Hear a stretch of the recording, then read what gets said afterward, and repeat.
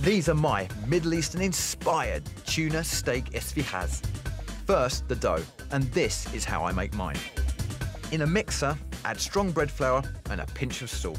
Next, add sugar and yeast to lukewarm water and stir until dissolved. Then gradually add to the flour and mix on a slow speed for 3 minutes.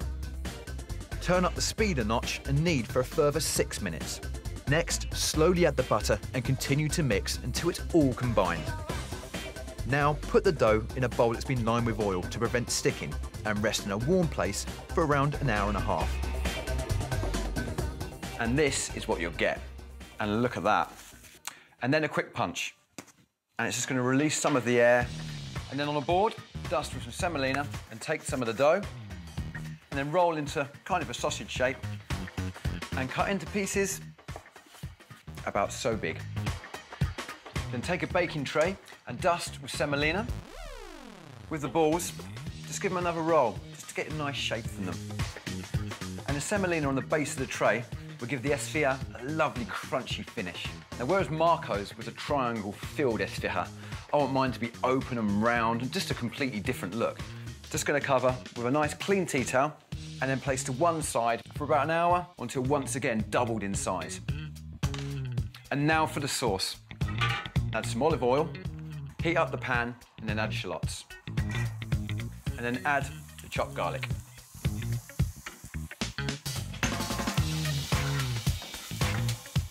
Now, add a pinch of salt, and this is going to bring out the moisture in the shallots and stop it colouring too much in the pan.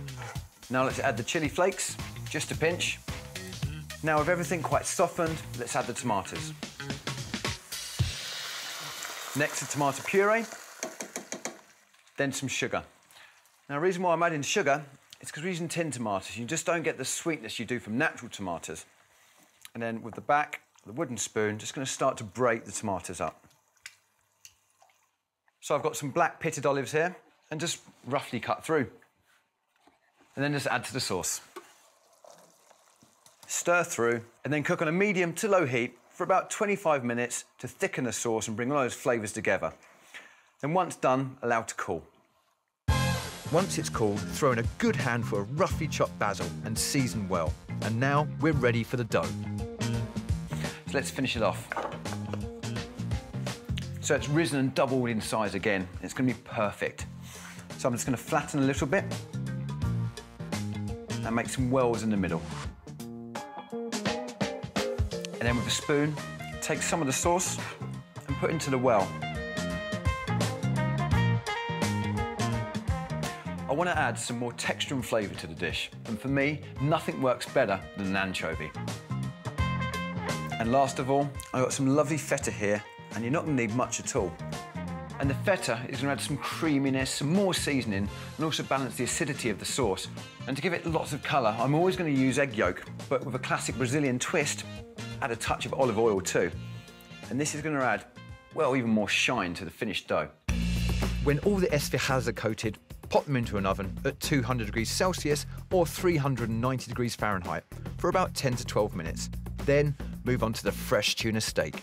Coat and season both sides in olive oil and then sear on a hot griddle pan and leave to rest. And just look at these.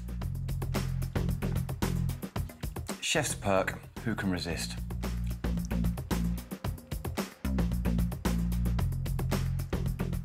And there we go. Just how good do these look?